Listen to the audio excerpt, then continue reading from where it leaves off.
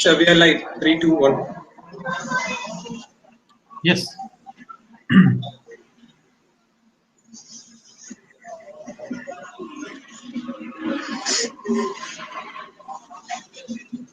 The session is started.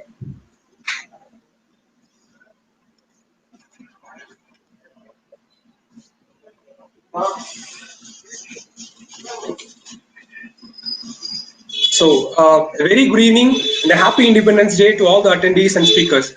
Myself, Mohammed Sanofa, Executive Committee Member of Bureau for the Empowerment of Arbitration and Mediation.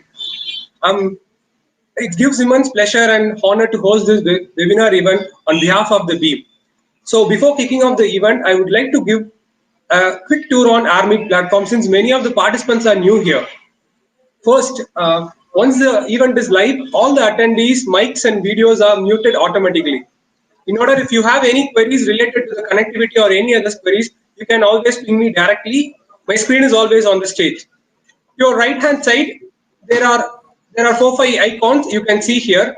You have raise hand option. In order to speak to the speakers, you can click the raise hand option and I can bring you over the stage. In order, you can question the speakers directly. And you have attendees option. You can see the PR attendees who are attending with you. There's a live chat option. You can post your queries or any related events here. You have a questions tab. You can also post the questions here also. We will ensure the speakers will answer them very shortly. I would like to invite Mr. Karthikeyan, Executive Committee of BEAM, to give the welcome address.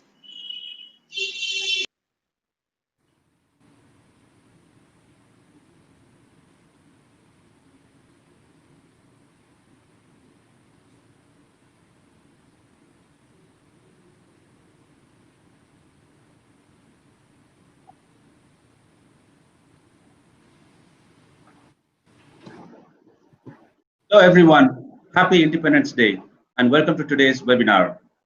Thank you for taking time out and being here on the eve of India's 74th Independence Day. My name is Karthik and I am part of the managing committee at the Bureau for the Empowerment of Arbitration and Mediation, a not-for-profit organization based in Coimbatore. To begin with, I would like to discuss briefly about our organization and our association partner IDAC India, which stands for International and Domestic Arbitration Center. As we are aware, arbitration is emerging as the very reliable and speedy remedy for the commercial disputes in our country. A group of like-minded arbitration professionals and law students motivated to form a unique forum for arbitration. So the main objectives of our forum are to create awareness among the general public and to provide training to both the legal and allied professionals. To enable the general public enjoy the benefits of arbitration, that includes MSMEs and the business community overall.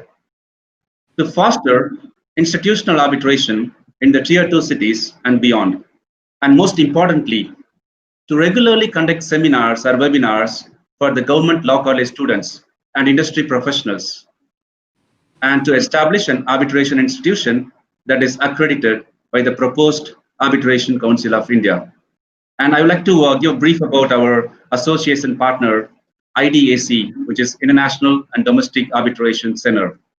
IDAC is one of the leading arbitral institutions in India, which aims to provide effective and quality services and promote arbitration in India.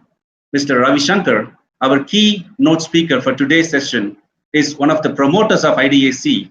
The team includes leading lawyers, company secretaries, and subject matter experts of the other traders. IDAC India is a professionally managed institutional arbitration center offering domestic and international arbitration administration services. IDAC is supported by an advisory board consisting of retired High Court judges and other subject matter experts. And but not the least, IDAC has presently 177 arbitrators on its arbitrators panel on pan-India basis, which consists of retired Supreme Court or High Court judges and other experts from different domains, including international arbitrators. Now, without further commotion, we will turn the time over to our moderator, Mr. Ramasubramanian, who is a member of Chartered Institution of Arbitrators and also empaneled as an arbitrator by the Indian Council of Arbitration. He is also the convener of our forum, Bure, for the Empowerment of Arbitration and Mediation. Over to you, Ram. Thank you, Karthik, for your excellent welcome address. Good evening, everyone, and happy Independence Day again. On this great day, we remember Mahatma Gandhi for two reasons.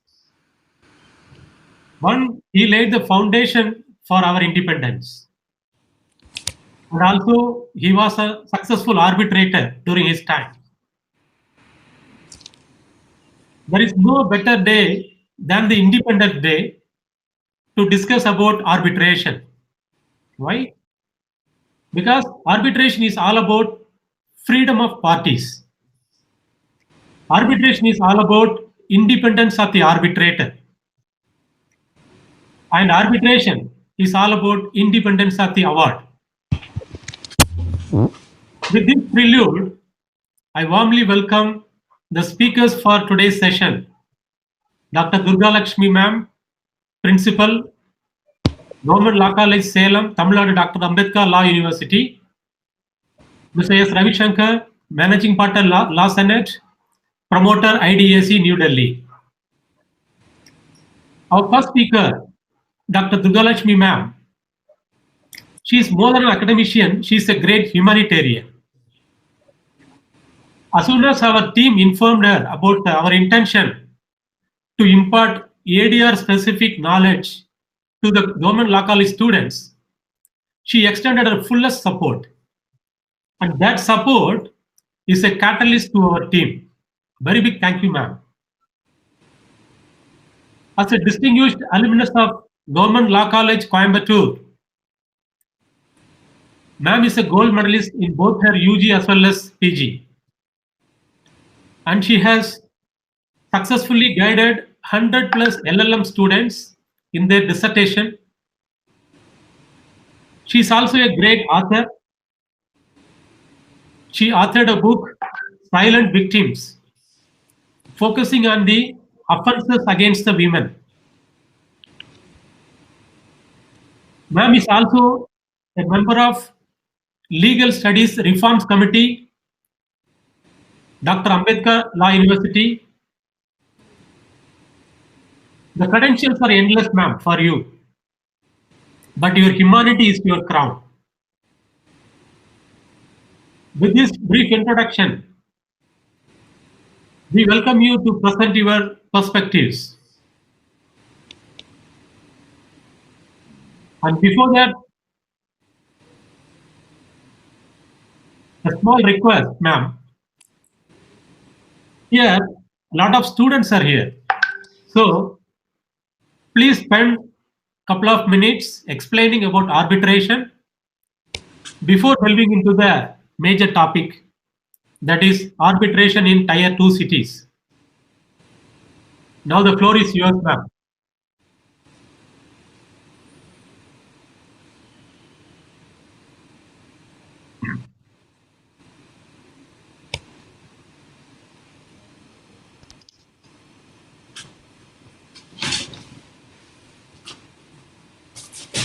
Nice.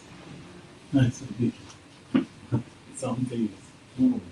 So I'm just leaving. Okay. So I expect that tomorrow you will complete all the all the three, yeah? Yes.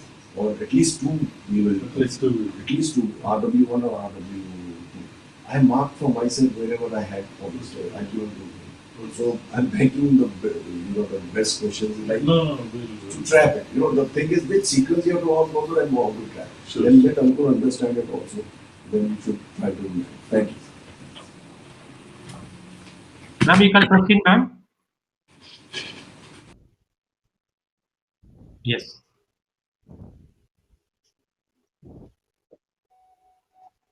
Am I audible? Yes, ma'am. Yes.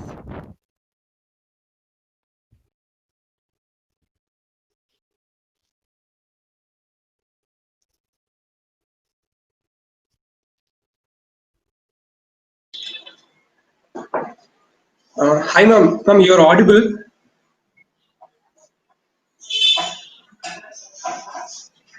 Yes, ma'am. You are audible, ma'am. You please proceed, ma'am.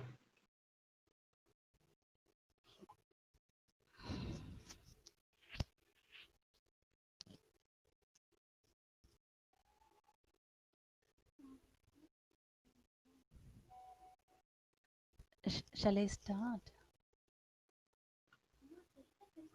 Yes, ma'am. Please proceed, ma'am. Can I start, Sanofer? Yes, ma'am, you can start speaking.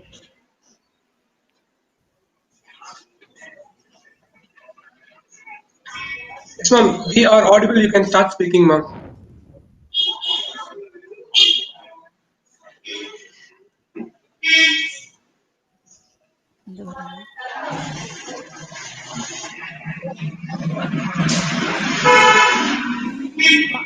Am I audible to you, Sanofer?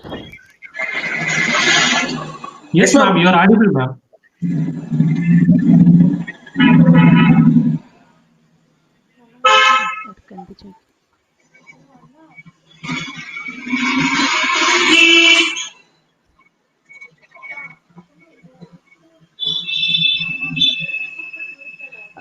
Yes, good evening, everybody.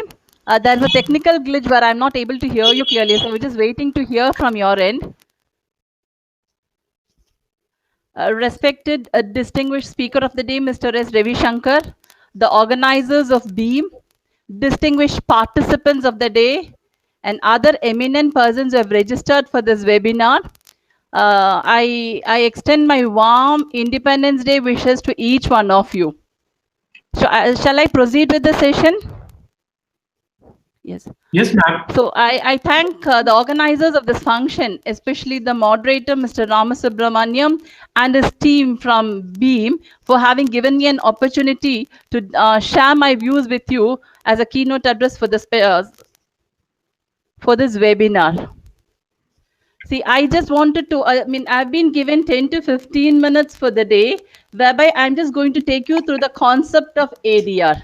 Fine. I see the speaker, I see the participants have come from a varied varied spheres of life and with different positions in different organizations. So I just thought I'll just take you through an outline about the concept of ADR, and I've been asked to discuss about the outline of it. So let me start with it. Okay. So, for example, when there is an issue, when there is a violation of your rights, you tend to set the law in motion. Fine. So when you tend to set the law in motion, only when there is something wrong which is happening to you. Say, suppose you have lent money to somebody, you have lent a money of, 2 lakhs to a person, and you have not been able to recover that amount. So now what happens? In spite of repeated reminders, the person has not returned back the money. So now there is a violation of your right and some form of injustice has happened for you. And now there is an urge for you to set the law in motion. Fine. So when you are forced to set the law in motion, what happens is you approach the court of law. You are forced to go to the court of law. And when you go to the court of law, it has got its own tiring processes that is happening. For example, when it comes to a money suit, for the others who are not from the law field, I just thought I'll just explain about these concepts in an outline, in a nutshell, so that you will know the importance of ADR by the end of the session. Okay. So when you file a case in the court of law, it will take its own time because of the due process of law, the procedures that are involved in it. As a result of it, what happens is it is a very lengthy, cumbersome process. One thing. There are many reasons. As a result, the procedure is so lengthy and so cumbersome that there is uncertainty as to when you will be getting an order in favor of you. It will get delayed to that extent. And as a result of these things, there are heavy backlog of cases that are happening. Okay. So that is why we call it as docket explosion also. I'll just give you a simple example. Say, for example, the same thing which I shared with you now. For example, it is recovery of this particular money, a money suit which you are filing. The matter is filed before the court, whereby you will have to pay the court fees for the amount, whatever you're claiming. You are paying the advocate fees for that. And on the repeated hearings, you have so many expenses that are happening for this. Okay. And once everything has been done, you have due process of law, that is due procedures to be followed, that has to be ensured by the courts also. So then what happens is, when all the procedures have been complied with, and finally you get an order, and you don't know how long it will take for the completion of this process. Okay. And finally, after completion of the process, yes, the court says, yes, X owes you this much of money and he is supposed to pay you, and you get an order in your favor. Now, the next issue is, in spite of getting an order, if X is not paid the amount to you, then the next issue comes in. So then what is the remedy available to you? Now, you will have to ask the court for execution of this particular order passed by the court. That is called as execution petition.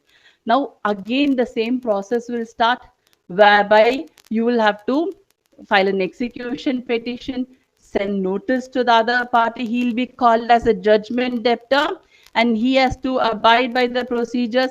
And there again, after here getting the counter from him, and after so many procedures, only finally you land up a solution. Okay. So what I'm trying to convey over here is, the normal court procedures, it will take its own time to settle the matters. So I'll just sum up in 4 points for you. As far as going for a litigation in the court of law, it is lengthy, cumbersome process, and there is delay in getting orders, which is leading to backlog of cases. It is expensive in nature, and it is open to the public, where the public is also viewing as to what is happening in the courts. Okay, fine. Now, the next question that comes in is, just because of these issues, I cannot give up my right, isn't it? And that is not what I'm telling you. What I am telling you is, we have an alternative mode of resolving this particular issue. And that is where our ADR comes into picture. So my next concept I'm going to share with you is, what is ADR? Why is ADR? So the concept ADR stands for Alternative Dispute Resolution Mechanisms. Okay.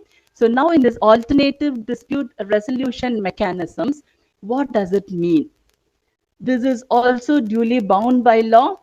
And in this, you have 4 different modes of settling it. Either you can do it by way of arbitration, or you can do it by way of mediation, or by way of conciliation, or by arbitration, mediation, conciliation, and negotiation.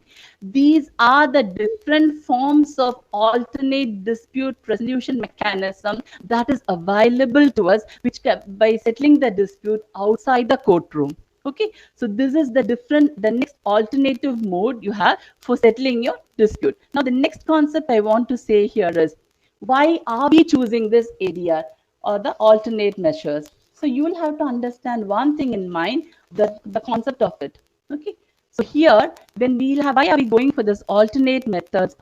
It is comparatively faster in nature when compared to the normal court procedures. It is very flexible in nature. It is said to be free.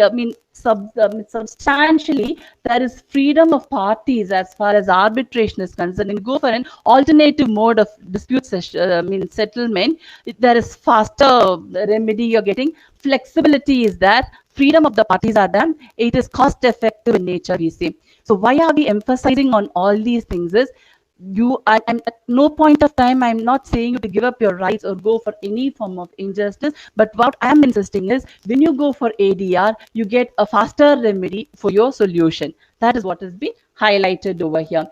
Apart from this, yes, next slide please.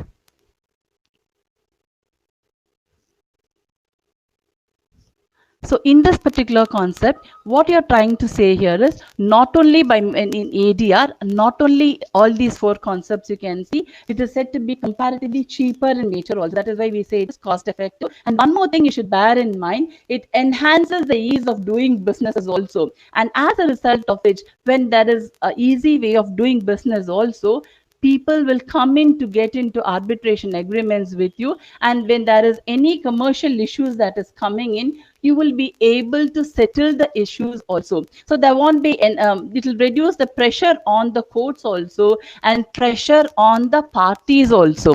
One more thing what you should bear in mind is, in the normal courts, the parties are seen just like parties, whereby there won't be any personal bonding or anything. But when it comes to the ADR measures, you see that there is a tendency whereby an improved relationship between the parties can be seen, whereby they try to negotiate between the parties and try to settle an issue amicably. For example, when it comes to arbitration, you have a dispute whereby in the agreement you say that if any matter arises, when a dispute arises, you'll be moving to an arbitration. You take up the arbitration clause, and then what happens? A neutral person called as an arbitrator. He is a person who's there to settle the issue for you.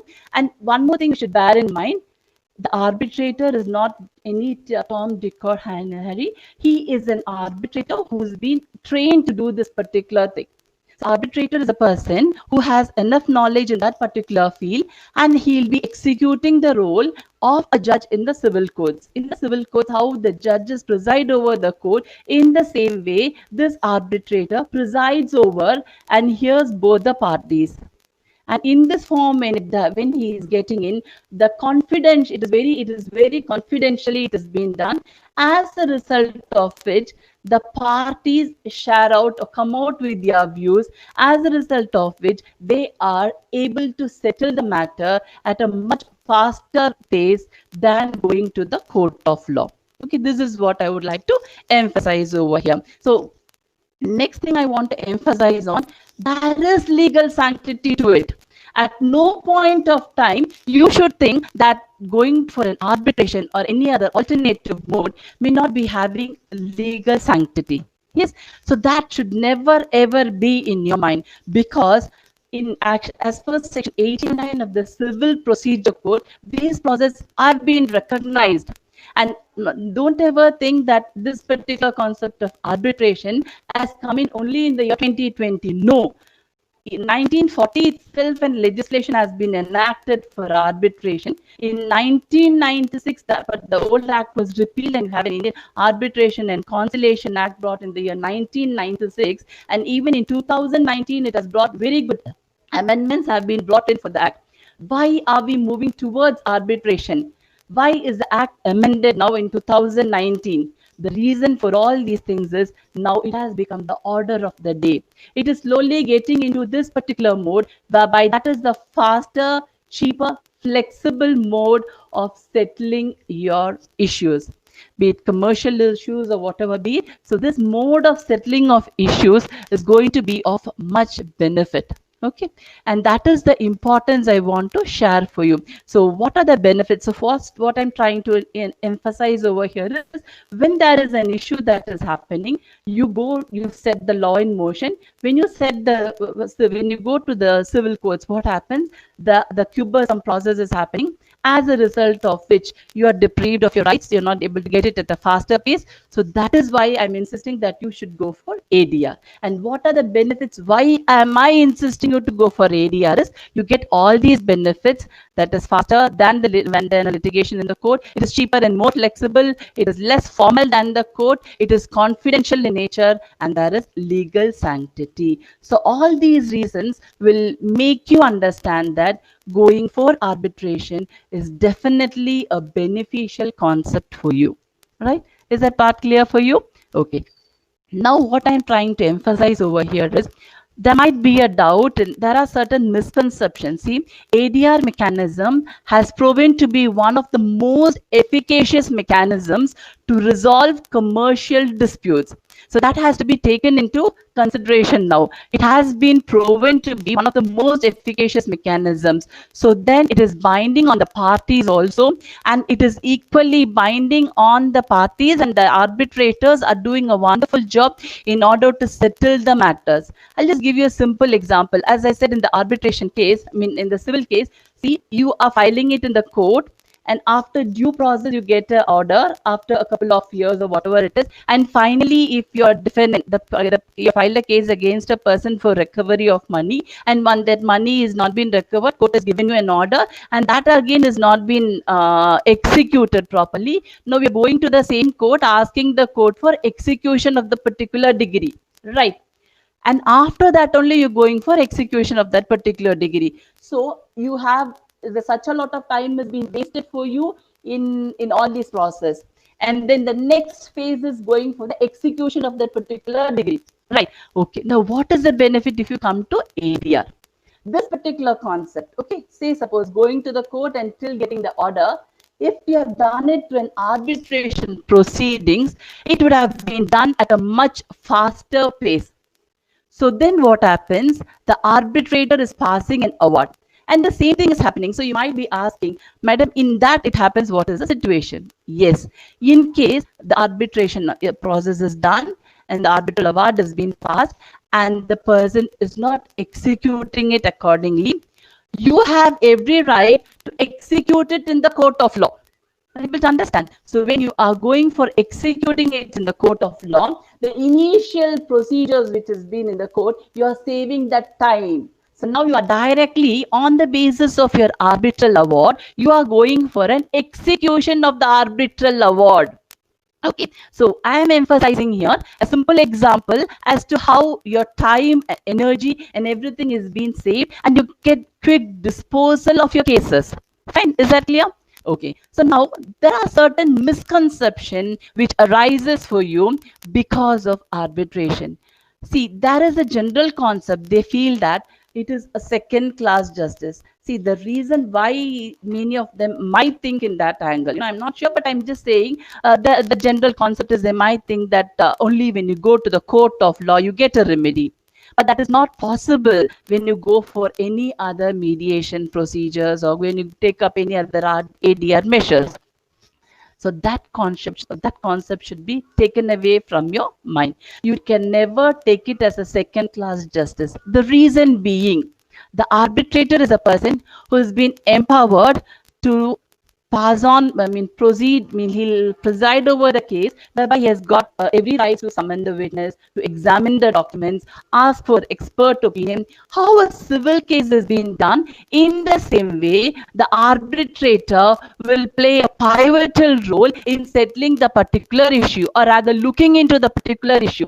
Okay, so just like how the judges will be looking into your case in the court of law, in the same way, the arbitrator will be looking into your case, and then accordingly, if any expert opinion is required, that will be looked into. If he needs to summon somebody, he'll look into it. And just like the due process of law, whatever has been followed, everything will be followed in the arbitration when the process is beginning. So then what happens? It ensures that it does happen. It is not that you just walk away taking off your order or something like that, and you need not ever think that you get a second class injustice. It is never ever like that. Okay, so and these arbitrators are people who have been exclusively trained in the particular area, and they will be the best judges who can deliver best arbitral awards also for you looking into the cases. And the next thing, the general concept that comes in is, you just because you're getting a faster remedy or to settle the matter easily, you have a tendency of going for a compromise. This is one another concept which generally people think. No, please don't ever think like that. You need not compromise on that at all. You are placing the documents before the arbitrator. He looks into it and passes order according to the merits and demerits of the documents before him, the arguments placed by the parties, and only according to that it has been done.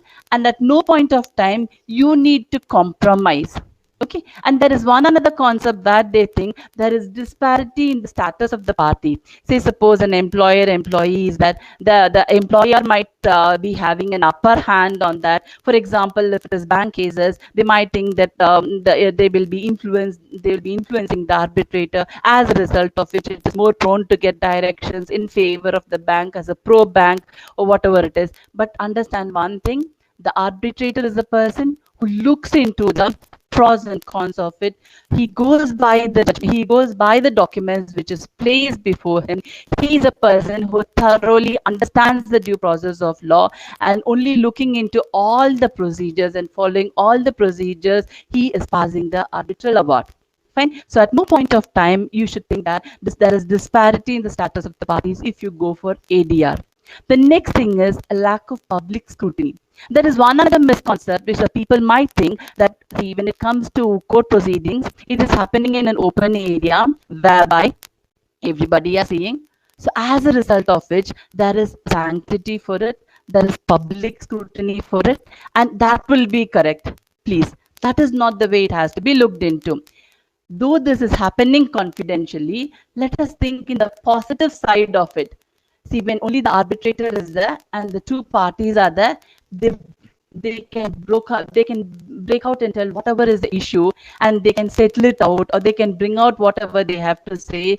And because it is confidential in matter, I mean in nature, they need not have any fear or favor in it, and they can come out with their ideas and suggestions, whatever they have in it. So as a result of which, you can ensure that the confidentiality will only make you settle the issue in a better manner than the other courts, because it will take its own time. And the concept is legal sanctity. I've already emphasized for you. Arbitration award, the importance of arbitration, what I've already told you. So that is what I'm trying to say. The ADR measures are something which has got its own legal sanctity, and ADR, following ADR is definitely a faster mode of settling all the issues, and that is only going to be feasible for everybody, and that will slowly becoming the order of the day. Now, the next concept I want to highlight over here is ADR is feasible only for the metropolitan cities. So that is one area which they wanted me to address. See, there is a misconception saying that ADR is feasible only for the people who are in the metropolitan and not for tier 2 people. Okay, that has to be sorted out. The reason being, why should it be thought like that? So that is the reason why in tier 2 they have a feeling that ADR is not possible for them. No, that should never ever be thought. It is only the mentality of the people that matters, So the concept that they think is, as far as the metropolitan cities are concerned, they have a rich infrastructure, they are having advanced knowledge in technology, as a result of which only they will be able to go for all these things, and not the others in tier 2 cities. No, that is not the way it should be looked into. Okay, we should look into it as a way, because even in tier 2 cities, say suppose now everything is happening online, be it education or be it any form of activities, working at home is what is happening, right? So everything is taking up an online mode of happening. For example, even the courts are going only for virtual mode of settling the issues. Now virtual courts are happening, right? And all the matters are being heard by the judges through virtual meets. Okay, so here again what happens, the cities with good infrastructure and the metro cities, they are said to have more accessibility. So then what happens is a faster mode of settlement of issues are happening even during the COVID pandemic. But when it comes to tier 2 cities, maybe the infrastructure, because of that difficulties, they might not be able to come up to that level. So then what happens? The cases pile on to it. Are you able to understand? The backlog of cases increases. Compared to the metro cities, tier 2 cities might have more backlog of cases because of this COVID pandemic. As a result of it, what happens? You are forced to find some alternative methods. When you come to ADR, whether you're in metro or whether you're in tier 2 city, the arbitrator is the person who remains the same. He can pass orders accordingly, and this is not going to affect in any form because of all these issues. Tier 2 issues, as far as tier 2 issues are concerned, two things you'll have to bear in mind. Arbitration should be taken as a next mode of settling the issues, and for this purpose, two things you'll have to bear in mind. Remove all the misconceptions that is coming into your mind. Once you remove all the misconceptions that is happening because of that, you will have a clear view looking into the importance of ADR. Once you understand the importance of ADR, the sanctity which ADR has got, I'm sure all of you will agree with me that ADR is the next form that can be taken up exclusively during this lockdown period to reduce the backlog of cases in these schools. And once this has not been taken up now, it will add more, it will become more worse in tier 2 cities, and that has to be overcome. So all these misconception has to be removed. There is a general concept saying that arbitration is confined only to metros and allied people, and all these things have to be overlooked. That is what is my view. And I think once they overcome all these things, nowadays almost every course of activity when you do, you are having an arbitration clause in the agreement. So slowly awareness has started coming in, and as many of them are in the legal field also, I would like to emphasize on 2 points whereby the law graduates, they should understand the concept of ADR very thoroughly. Okay, once you understand the concept of the alternate dispute resolution mechanism, you can instill faith and confidence in the parties. Once you instill faith and confidence in the parties, automatically ADR will find a strong base even in tier 2 cities. Once it comes in, it will enhance what do the commercial aspects also will definitely increase. So people, when they start investing in the cities, they will emphasize, because if there is a faster mode of settlement of issues, then that will be given more importance. As a result of which, definitely more importance will be given to tier 2 cities. So I would request all of you to create awareness about the concept, remove all the misconceptions you have about ADR first concept, and then understand that ADR is the next form of the next mode you'll have to follow, and then it is possible in tier 2 cities. Once we take up that particular mode, definitely it will be the best form you can do, and it can instill confidence not only in the public but also in the investors, in the commercial field also. So this is what I would like to share in this particular concept. And the last thing which I would like to emphasize is the recent amendment. I think my speaker, sir, Mr. S. Ravishankar, sir, is going to highlight more in depth into the technical matters of it. So I'm not going more into that particular area of it. And all that I would like to say is, initially it was concentrated only with a few class of people, advocates. But now, as per the 2019 amendment, you understand that they have brought in 9 categories of people who can become who can become arbitrators: cost accountant, company secretary, advocates, and so on and so forth. So then sky is the limit for all these people. So definitely the youngsters over here, they should understand the concepts, train themselves in this particular field. And it is very clear from the substantial amount, the commercial disputes can definitely be reduced to a very great extent. And once you train yourself in these form of arbitration skills, definitely sky is the limit for you. And not only that, one another benefit for you is, you're all people from varied forms of life, and definitely your expertise, your knowledge in the particular area can be used in the right sense. So awareness creation, opportunities in arbitration is increasing.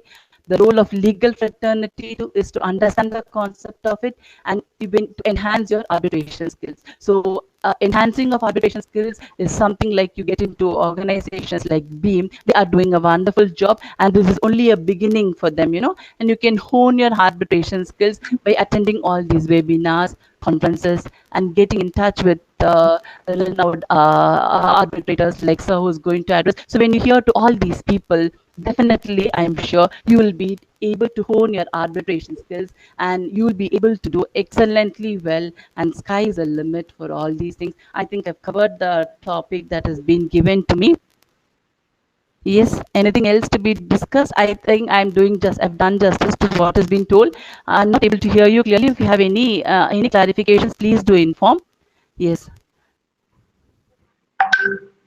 Thank you, ma'am. Thank you so much, and I wish Beam wonderful success Thank in you so all much, their ma'am. future endeavors. And I feel.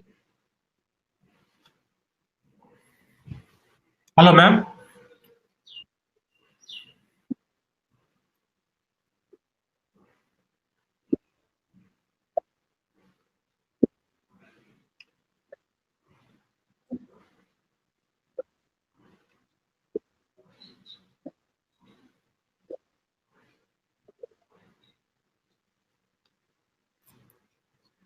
Thank you so much, ma'am.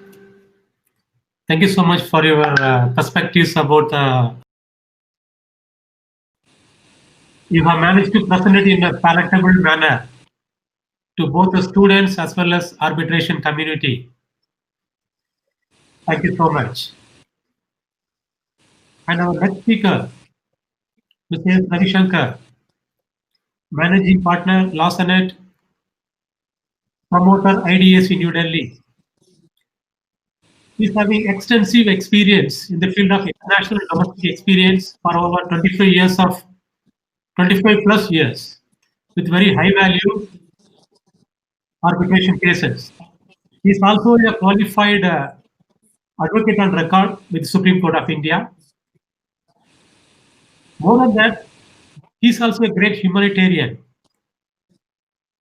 When we approached him and told him that it is for the cause of Government Law College, he did not hesitate even for a moment. He said, I am available, I'm at your disposal. You can set the session, I will be there. So that kind of outreach should be there from the arbitration community. As the previous speaker, Dr. Durgalakshmi ma'am rightly pointed out, there is a notion among the general public that arbitration, it belongs to the elite and to the metros. We have to break that notion. How we can break that notion? Only by such an outreach. We have to create awareness among the general public, and to start with, we have to create awareness among the students. By creating awareness, we are creating opportunities for the arbitration. So, only in this way only we can develop arbitration and ADR in this country. So with this brief introduction, now I invite our next speaker, Mr. Ravi Shankar. Sir, with your permission, Yes, we sir. want to have your session as an interactive one, sir, instead of having as a monologue one. Yeah, that will be better. I will also appreciate. Yes, sir. So to start with, I have a question, sir. Like post-COVID, Yes. Yes. what will be the shift in the legal profession, sir, especially in the commercial disputes? After COVID, you are asking? Yes, sir. Yeah. Yeah, after COVID, one important thing is there are going to be lots of contract-related disputes, because India is a country where still force majeure clauses are not that effectively drafted.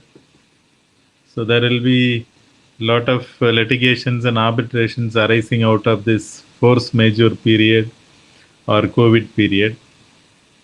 All of us know well we have to confine ourselves into the Indian Contract Act and Section 56, which provides for absolute impossibility to perform a contract. That can help, and otherwise frustration of contract under Section 32 can help. These are the options available to us with regard to the contract disputes. With regard to the general development, I see there is going to be a huge change how we were handling the litigations and arbitrations. Now, many even very senior elderly arbitrators are also comfortable in working online. So earlier, if you see, if we have an international arbitration in Singapore, all the parties, witnesses have to travel all the way, stay there and do the proceedings and get back. Now we are doing an ICC arbitration in Singapore. The client is from Shanghai, and I am sitting as a lawyer in Delhi. The arbitrator is sitting in Singapore, and it is controlled by the ICC of Singapore. So everybody is coming on any one of the online platforms and doing it. So this is going to really cut down the costs in a big way. Number two, you will find more qualified available people, because if you see earlier, if we take an arbitration assignment, the whole day will be occupied for you, going, coming, and all those things. Now those are all coming down, and the arbitrators also Judges also. Now Supreme Court is going online. We are doing virtual hearings every day. Delhi High Court, all the high courts, not even high courts, even district courts have started working online. So the system is so simple. Filing is very easy. They also approve it, number it, put the objections on the same day. If you clear it, everything comes on the list in 2 days or 3 days time. We appear, judges also appear with a lot of attention, because only the lawyer and the judge and the other party is going to be there. There is no diversion or anything. So this style may pick up in a big way for future. Future is going to be, the virtual hearings are going to make a lot of benefits to the legal community. I'm sure this is a great benefit out of COVID.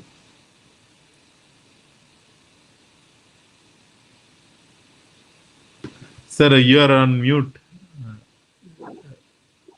Am I audible, sir? Yes, sir. Now it's. How about the commercial disputes, sir, as such? Will they be moving towards arbitration, or how it is, sir? Sir, now if we see, actually, as Madam Durga Lakshmi also said, you also said, still the what do you say? Less cost contracts only still are not going into the arbitration.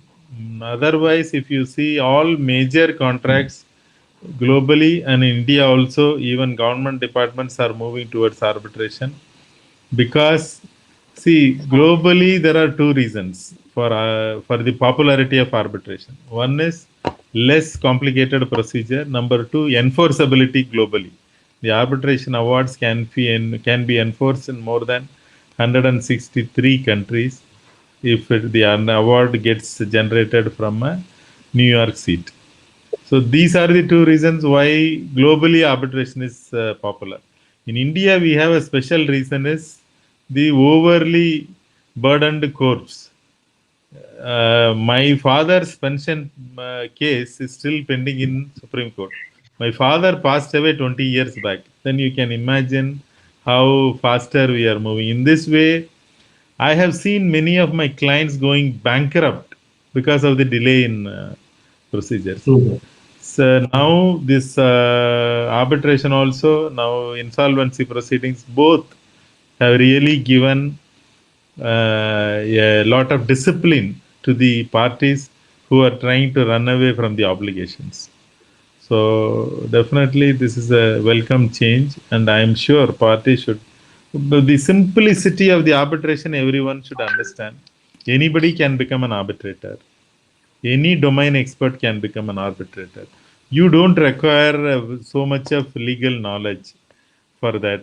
Fundamental understanding is sufficient.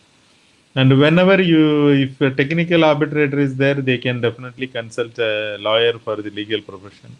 Because the beauty of your arbitration is that whatever subject you don't know, you can call an expert. If you don't know law, you can call a lawyer as an expert witness. If you don't know engineering, you can call an engineer as an expert witness. So this facility and the tool is available with the arbitrator. Correct. So a lot of common sense, domain expert with a little bit of legal knowledge, everybody can perform as a fantastic arbitrator. It's going to be a huge opportunity for the legal community and the other professionals. Only thing is, still lawyers have to learn how to draft the arbitration agreements and little bit of intricacies. Then I'm telling you, arbitration is our future. Thank you, sir. So I think one of the students is waiting for you, sir, to ask you a question. Yeah, please. Sir, good evening, sir. Sir, the last answer that you gave was something that put us in a comfortable chair, is that you don't need an expert level of understanding. We can always call for an expert to give an opinion. So that really made things comfortable in mind for us. And I also come from a city called Coimbatore, which is really known for its MSME sectors. So most of the industries here in the medium and small scale sectors. So how is arbitration going to be an effective impact here, sir? Because they don't have much of an understanding about what is arbitration is all about. So how do we take it to them, and how effective it is going to be for the MSME sectors? So very simple for any sector, let it be MSME or bigger ones or whatever it is. Enforceability of contracts is a big issue in our country. You will be supplying a material to a vendor or a buyer purchaser. They may be defaulting in payment. Now what you have to do, you have to go to court all the way, file a suit and wait for a judgment which may come after 2-3 years. And then when they go for an appeal, there is a full-fledged first appeal by which the entire trial will happen again. So a business person cannot withstand this kind of a time span. But if your contract is a contract which is not complicated, you can put the timeline in your arbitration clause. For example, Ramasubramanian sir is having an institution. You can say that institution will appoint the arbitrator. Nobody can question you. You can say, for example, IDAC is there. Their rules will apply. And then you can put further conditions. The arbitration should be on expedited basis, because as per our Indian law, there is a provision called fast track arbitration, in which the entire proceeding has to be completed within 6 months. Number one. Number two, if anybody want to appeal against arbitration award, they have to deposit 75% of the money in the court. So most of the parties will come and pay the money and go. Why they will pay the 75%, go and spend money to the lawyers like us? We will take more money than what they are getting. So all those problems. So this will be a beautiful process. And now in IDAC India, we have online process also. Many institutions have come up. So you need not travel to any place. You can sit in your office and conduct the proceedings. Everything you can upload in the arbitration. Even for a 50,000 rupees matter, you can have an arbitration clause. Only fees will be 4,000 or 3,000 rupees. You can put all the documents with your simple language, that is sufficient as a claim. Opposite party will be called for. Once you get the award, it becomes like a court decree, which is enforceable against any party globally. A Supreme Court award cannot be enforced in New York, but an arbitration award, if given by Mr. Ramasubramanian from Coimbatore, is enforceable in New York through the New York courts. That is the beauty of arbitration. So all of you should educate. As Sir is here, you can contact him. You can call all your MSME venture holders or owners. We can brief them simply how they can incorporate into their contract the arbitration clauses, which will bring in a lot of financial discipline among the people who are using your services. Okay, sir. Thank you, sir. Thank you. That's a great message to the MSMEs, because that is a pain point here in this city, especially in the western part of Tamil Nadu. The economy is driven by MSMEs. You may know that. It's a pain point, and everyone is looking for that. And unfortunately, the awareness is not there. So yes, that is the only problem. Yes, sir. There is another student, sir. She wants to ask you a question. Good evening, everyone. I'm Taslima Nazmoon, a final-year law student, also part of the Beam team. My question is that Arbitration Amendment Act 2019 stipulates 10 years experience is mandatory, and it deprives opportunity to budding lawyers like us. Please, may I know your opinion on this, sir? Talisma, that qualification is for getting appointed as arbitrators. You can practice arbitration till then. Number two, I am giving you good news. I have challenged that amendment, 2019 amendment in the Supreme Court, which is admitted also by Justice Nariman. Hopefully, this qualification, all the qualifications what they have mentioned will go, because it discriminates young people like you. Because as I was telling, we are putting arbitration clauses for buying in a finance agreement for buying a scooter, maybe 50,000 rupees. For that, you cannot expect a senior person of 10 years experienced arbitrator to come and sit and do the arbitration. But you will be interested. But they are denying that opportunity. So we have challenged it. Hopefully that will go. But as of now, that is the law. We have to follow. Yes. Thank you, sir. Thank you. That is a great news for the students community, sir. Yes, yes, Because yes, in other jurisdiction, when we are seeing very young people, they are practicing as arbitrators. yes. So why not, sir? As long as they have that sufficient knowledge and training. Yes. In fact, if you see, some of the retired IAS officers are coming as arbitrators, I have seen. Our students will have much better understanding of the process and the research methodology, using the computers, understanding the legal concepts, everything they will be much better. But the bureaucrats Exactly. are qualified, not the young lawyers are not qualified. This is a totally unacceptable bar. So we hope that your petition is giving a Yes, great. hopefully. Yes, we will get a breakthrough. It's We a cruel have discrimination. our next participant, sir, Yes. is waiting for you. So good evening, sir. Good evening, everyone. I'm Vasant, doing final year LLB, and I'm part of Executive Committee BEAM. My question is related to Arbitration and Conciliation Amendment Act 2019. In the Z Act, kindly mention and explain any one important section that can play an important role in the economic recovery. Thank you, sir.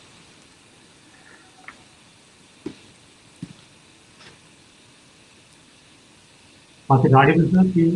The question. I am not able to hear Mr. Vasant name I am seeing, but Okay, sir. I am not able. I can read it. It is in the inbox also. He is Oh, okay. asking about the 2019 Amendment Act, and he is requesting Yes. you to explain any one section that will play an important role in the economic recovery post-COVID.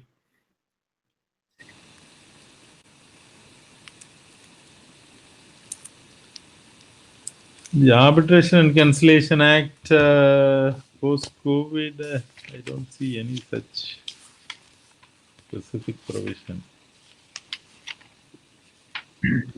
But what I can tell, that may not be exactly for COVID scenario, because it doesn't deal with any such section. But only one thing maybe you can say is earlier, while challenging an arbitration award, there was a provision by which the challenging party can bring in new documents to prove that the arbitral award is wrong. So many parties started filing new documents at the stage of Section 34, which is totally wrong, which is not a global practice also, because the award is confined to certain documents means that the court which is hearing the appeal also should confine its hearing to the grounds and documents which were considered by the tribunal. So that is clarified. Now that means you cannot bring in any additional document at this stage of Section 34. So Section 34 will get disposed faster. So if they get disposed faster, then automatically that gives a relief to the people who succeeded in the arbitration. So in my opinion, that can be one of the good points which may help economic recovery. Okay. Thank you, sir. Thank you so much. And there is another attendee. He's Yes. all the way from Saudi Arabia, sir. Oh, You yes. also.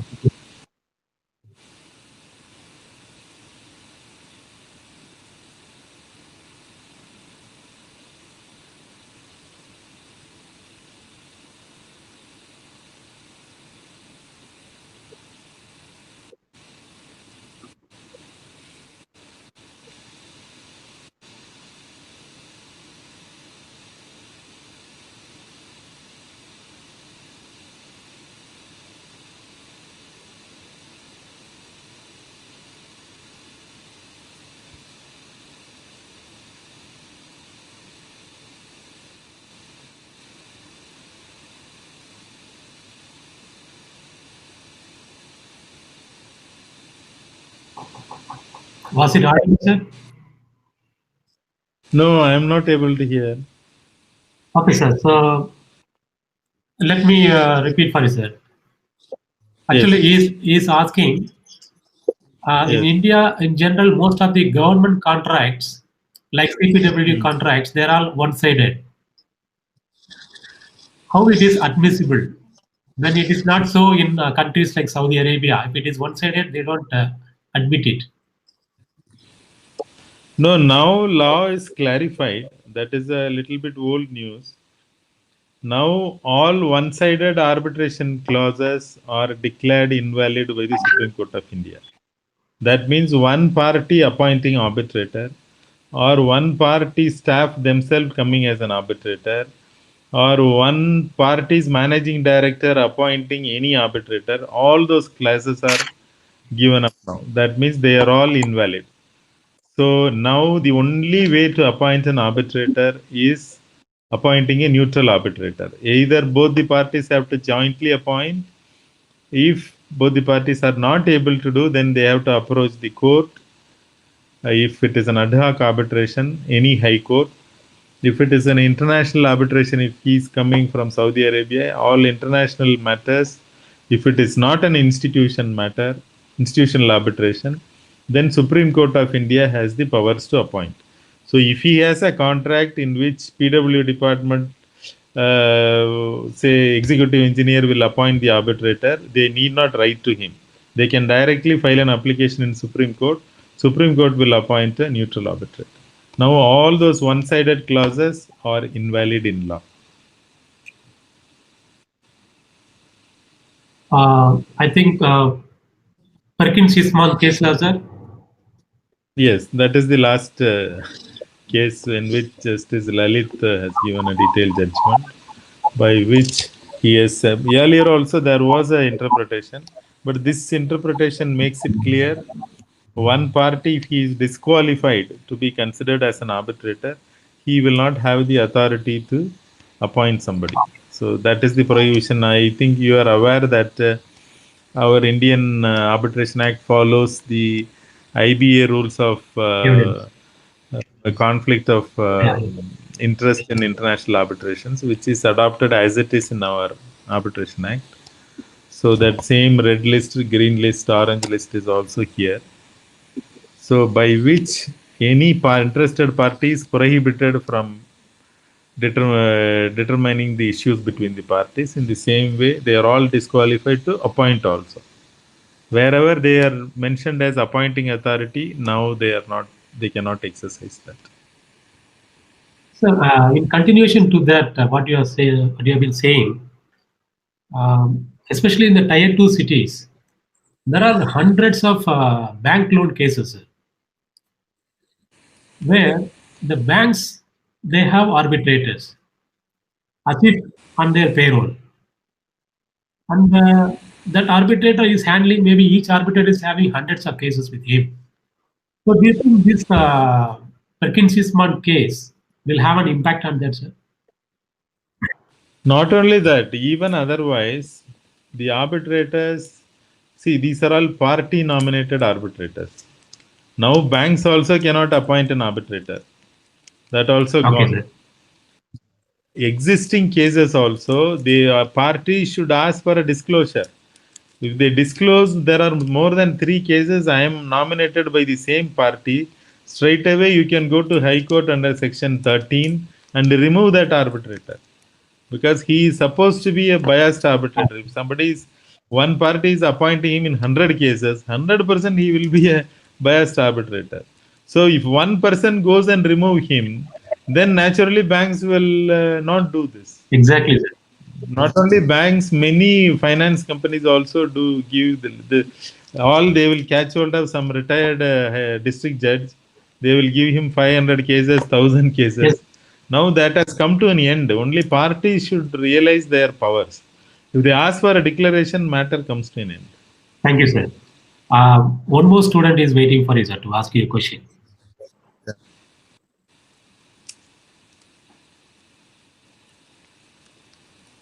Hello. Very good evening to all. Myself Madhumitra, and I'm doing final year. Am I audible, sir? Yes, yes, please. You're audible.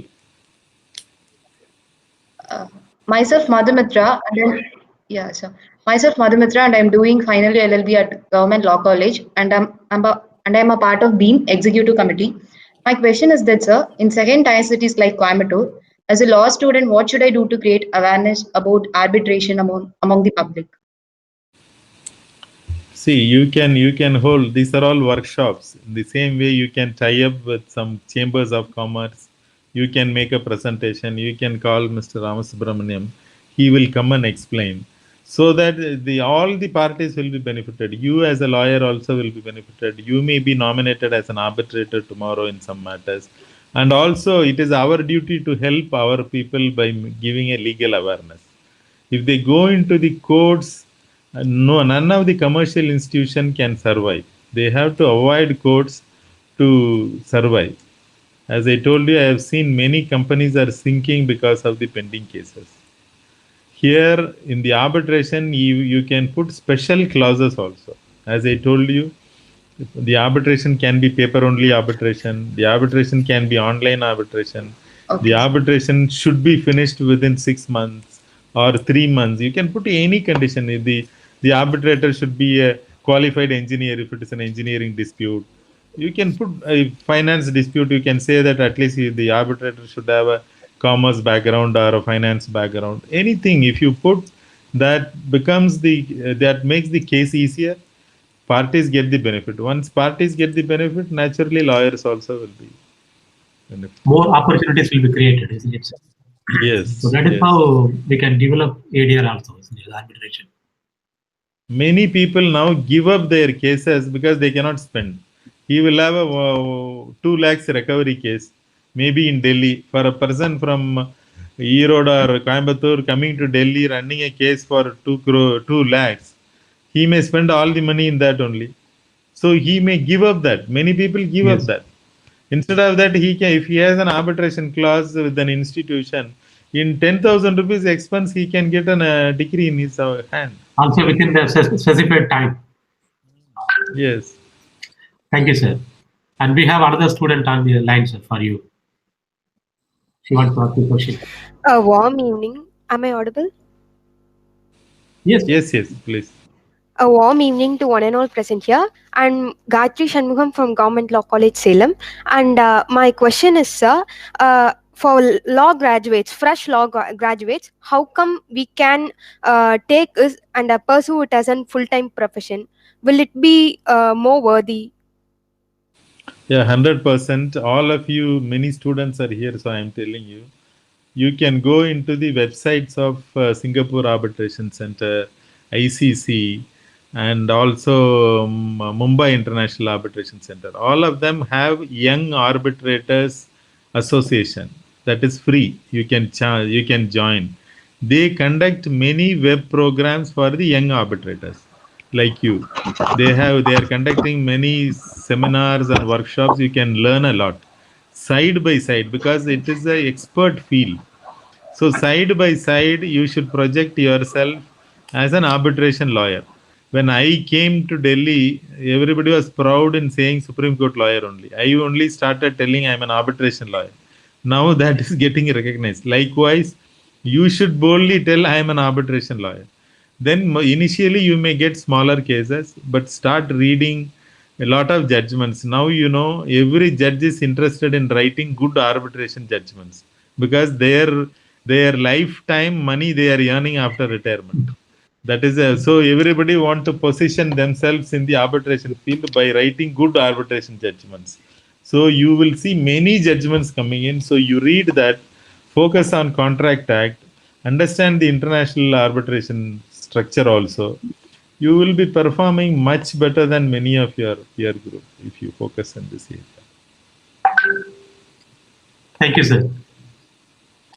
And sir, I have a question. Yes, what is the relevance of ODR in the second-tier cities, sir? Definitely, it will help in a big way because line cities, the only problem is they don't have the infrastructure. Otherwise, lawyers are there, disputes are also there.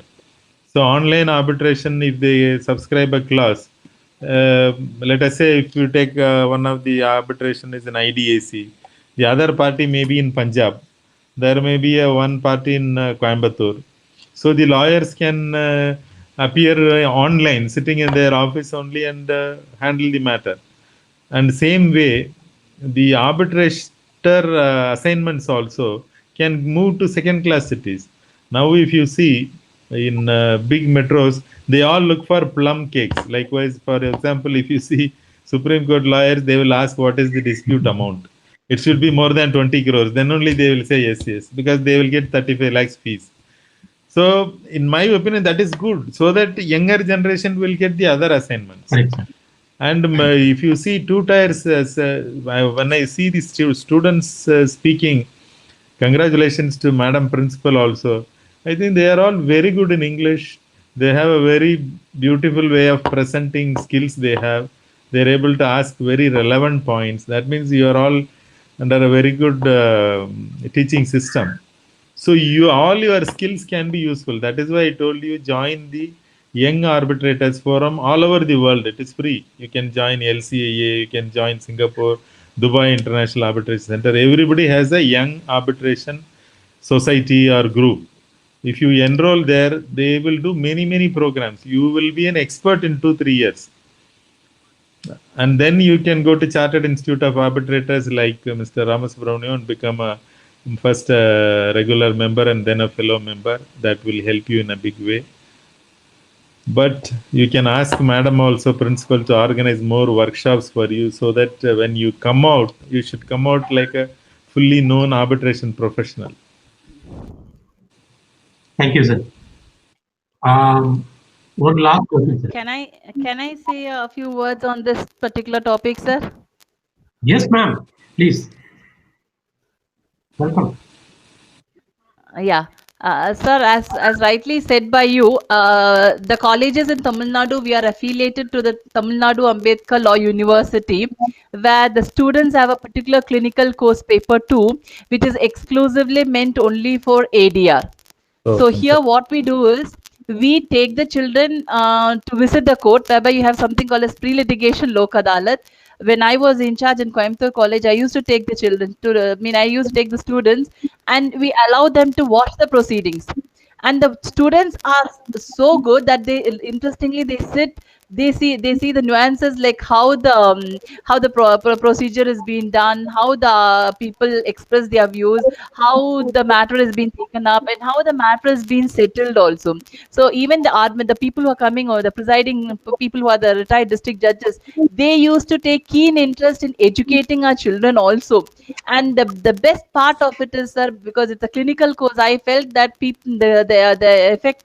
effectiveness of the subject will come only when they see in their eyes, only then once they understand the fruit, they get the fruit of it, when they see to it. And once the session was over, after a couple of months, one of my students came and told me, Madam, one of the pre-litigation Lok Adalat cases had come from one of my neighbor, and I went with them and settled the matter and came, because I knew only the procedure was only so much. I was so happy about it. So that means the concept has reached a particular boy, as a result of which he was able to do something. So the students of the present age are not like how we were. How we were initially. I think they have much exposure also, and these subjects are also something which will stand with the test of time also, sir. And they are now the courts also, even the district legal aid cell, they allow the students to watch mediation procedures also. So they are allowed to watch mediation, so whereby they understand how the mediator is discussing the problems. And unless and until if it is a family issue where the parties are hesitant about it, they allow the students to watch, and they are encouraging the students also. And it's a paper for 100 marks, sir. So the children learn about the act also. At the same time, they have hands-on training also, whereby we take them to this Lok Adalat court also, pre-litigation Lok Adalat. And in this way, the students equip themselves. And apart from it, they attend to all these legal aid classes and all those things. So I think the syllabus also accordingly gives more importance to ADR. And the students are also working on it, and they are par excellent students, sir. Thank you so much for hearing. Thank you so much. Thank you, ma'am. So one more student is waiting for you, sir, to ask a question. Yeah, please. Hello. Thank you, sir. Thank you, ma'am.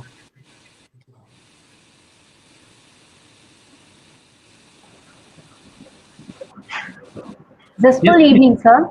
Myself, Soundarya. I'm doing final year LLB and I'm a part of BEAM Executive Committee. I have my question. I request you to advise pathway to become an arbitration professional.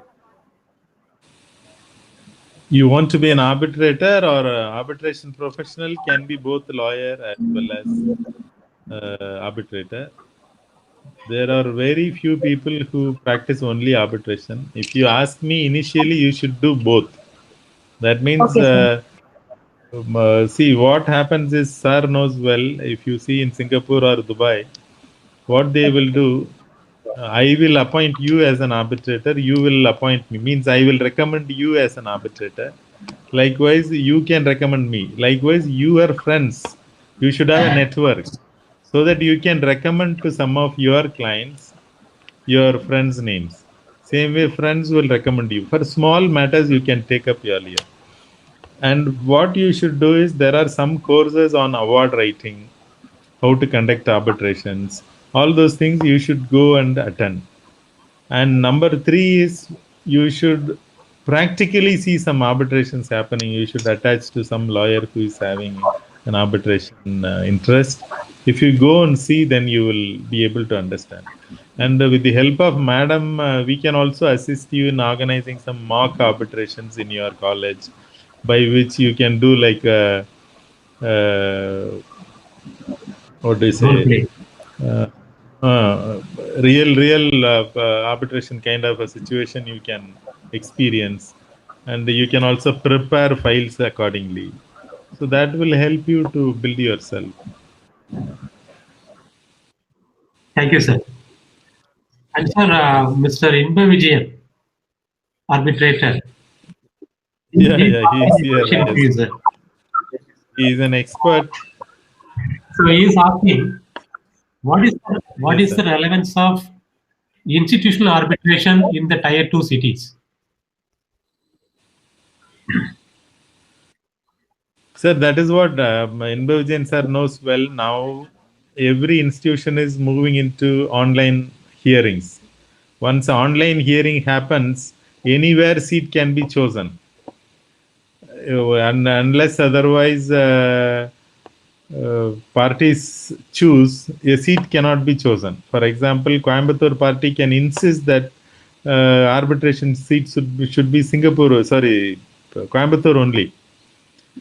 If they succeed like that, then naturally the arbitrations in tier 2 cities will not be a problem even in arbitral institutions, because many arbitral institutions, they don't have their own facilities only. They use the hotels, they use the offices, the conference rooms of other people, even for physical arbitrations. Now many hearings have started happening online. So institutions also can encourage people to have seats in tier 2 cities. No harm in that. That's what, as you rightly said, this should be decided by the parties. This is all comes under the party autonomy.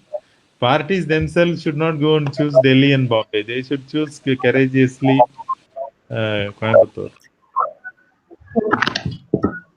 Thank you, sir. And another student is waiting for you, sir, to ask you a question. Okay. Hello, sir. Good evening. Yeah, good evening. Yes, sir. From Government Law College, final year student, sir. So my question is, after an award is being given by an arbitrator, yes, the parties have the option of setting aside the award, sir. So yes. how do you think the award given by an arbitrator is enforced in India, sir? See, you have asked a nice question. That is one challenge. Everybody is going and challenging. But the advantage now, after the 2015 Act, is now the parties have to deposit 75% of the award money with the interest in the court to get a stay of the execution. So now many of the parties come and settle it. For example, if you have 1 crore award, 75 lakhs, they have to come and deposit in the court. So many of the awards are getting enforced. That means parties come and settle the matter. This is one. Number two is, but you cannot compare the appeal against an award like a civil proceeding. Civil proceeding is like a retrial because it is a appeal by right. It is a statutory appeal. Here it is not like that.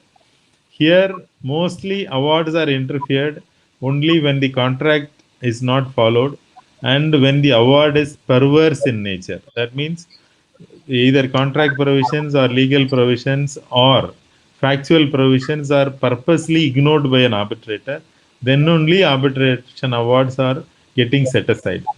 Most of the awards are upheld by the courts. Okay, okay, sir. Thank you, sir. Thank you so much. Thank you, sir. I think the time is up. The session will. Yes, actually, I also have to go for another conference. 24 minutes. So, yes, sir. Anyway, it was very, very fantastic session, sir.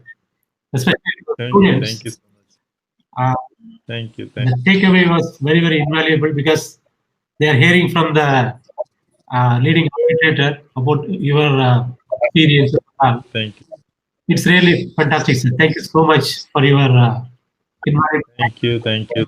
Thanks for the opportunity. Thank you, sir. Next, over to Suresh for the vote of thanks, please. Sir, a warm evening to the honorable keynote speakers, Dr. Durga Lakshmi ma'am and Mr. Ravi Shankar sir, invited guests, ladies and gentlemen, professors and principals of GLCs and other law colleges, advocates and friends from the legal fraternity. My name is Suraj, Executive Committee Member of BEAM. It's a great privilege to have been asked to propose this vote of thanks on such an occasion, sir. I, on behalf of BEAM and our associating partner IDAC and the entire executive team of BEAM and IDAC, extend a very hearty thanks to Dr. Durga Lakshmi ma'am for gracing us with your knowledge of arbitration in Tier 2 cities. Thank you so much, ma'am. And Mr. Ravi Shankar sir for enriching us with your wide experience on arbitration and the role of it in the economic recovery post-COVID. Thank you so much, sir. Thank you. Thank you so much. The session had so many eureka moments to the participants, including myself. Since the majority of the participants in this webinar are students who are neonates in the legal field. Thanks to my GLC community members for supporting us in making this event successful. The webinar was so lit up with the great minds of varied audience, from students in the legal field to the most successful arbitration professionals. A big hearty thanks to all of you for making us improve together in the field of arbitration. Wishing you a very happy Independence Day and a great evening to follow. Kindly request you to fill the feedback form post this event, which we'll be sharing it through WhatsApp and email. And please share us your valuable inputs to us to improve. See you all soon on the other side of a new topic in a new webinar. Thank you so much all for attending. Thank you, sir. Thank you.